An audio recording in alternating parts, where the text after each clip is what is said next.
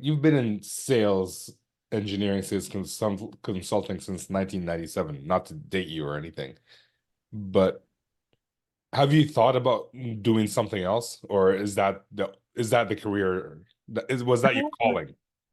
Okay, that is a brilliant question, Ramsey. Okay, I come from a farming background, so I'm really practical. I was really good at sciences. That's why I went for that engineering direction. However, I went through the route of moving from engineering through CAD CAM. Okay, so there was tech being used for designing automotive engines, parts, bodies, etc. And I really liked that. And I thought, okay, I really want to go and move into the software industry. So my actual first time in the software industry was tech support. I was that guy supporting Unix OS and languages team. And I thought, okay, I'm really good at technical things. I get on really well with customers. However, on the end of a telephone, I'm not using a lot of my talents. If a potato could, knew a lot about Unix, it could do this job. And then I made that move into pre-sales.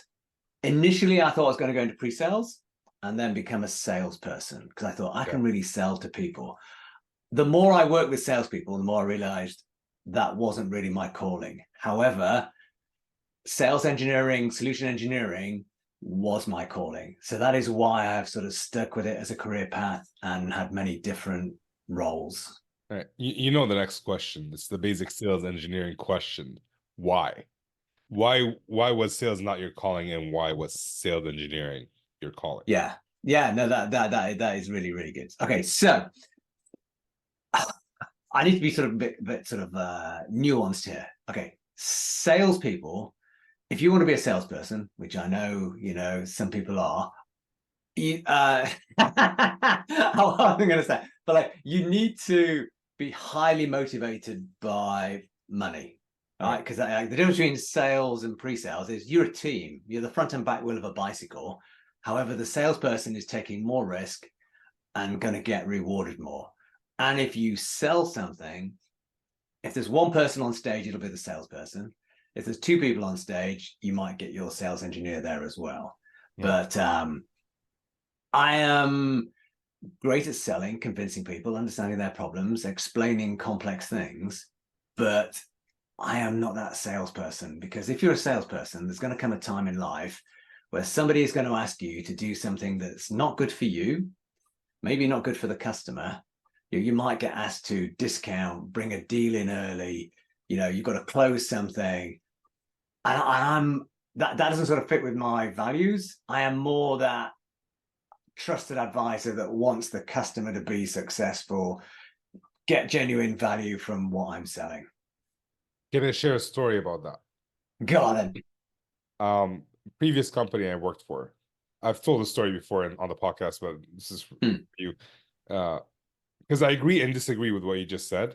Yeah. I'll share why. We got a PO.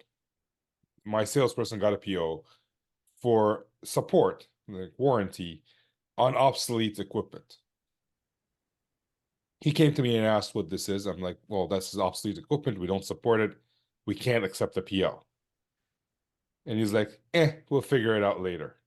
And he accepted the PO. He got promoted into a director role. They hired a new salesperson. And the same thing happened the year after. And the salesperson came to me and it's like, what is this?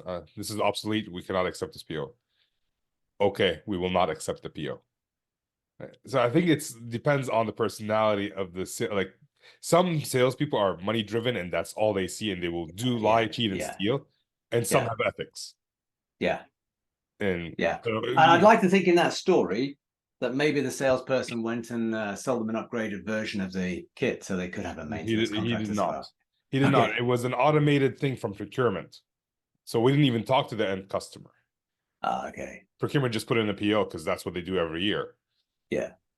And so I was like, all right, don't touch it. Don't look at it. Yeah. And we don't want to rock the boat. It's like, well, we just screwed some people. And I was not I was really unhappy about it as an SE. But no, it's cool. Yeah, the That's year cool. after. And like, I'm making a gross generalization, Well, which obviously I'm guilty of, but like, I did see a number of times. I thought, okay, that doesn't fit with my value Yeah, set, but pre-sales absolutely does, and it can be a well-paid career as well. yeah. I think the difference is like, sales are put in that position where they have to be strong and say Yeah, yes, or are weak and strong to say no, or are weak and say yes.